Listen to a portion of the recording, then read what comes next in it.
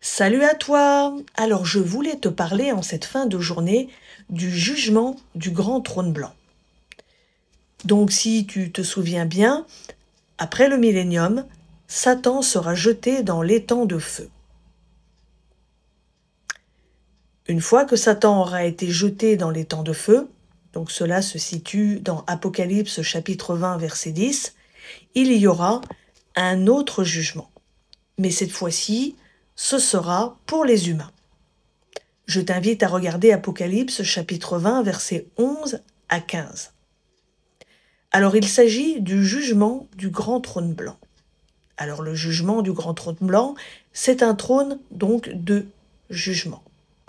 C'est ce que l'on appelle le jugement dernier, à l'issue duquel les perdus, c'est-à-dire ceux qui n'auront pas accepté Jésus comme Sauveur et Seigneur, seront jetés dans l'étang de feu.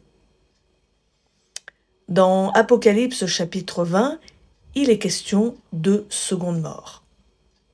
La seconde mort, c'est pour ceux qui auront renié Jésus, qui l'auront refusé comme Sauveur et Seigneur de leur vie. Il n'y aura donc plus de possibilité de salut. Leur destinée sera l'étang de feu sans possibilité de retour en arrière.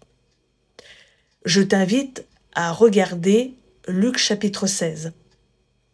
Lazare et le riche. Alors une fois que tu es mort ou morte, c'est terminé. Soit tu meurs en Christ, soit sans Christ. Mais si tu meurs sans Christ, ta destinée sera l'étang de feu. Toutes les personnes qui auront vécu sans Christ passeront devant le jugement du grand trône blanc. Cela ne concerne aucunement les chrétiens, les véritables enfants de Dieu nés de nouveau. Mais cela concerne tous les êtres humains qui auront vécu à la surface de cette planète. Ils seront présents au jugement du grand trône blanc. Je parle bien sûr des personnes sans Christ. Et toute la vie de ces personnes, si je puis dire, seront passées au peigne fin. Et aucune âme ne recevra sa liberté.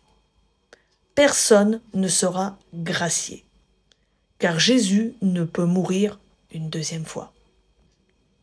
L'expression grand trône blanc signifie droiture éternelle et justice.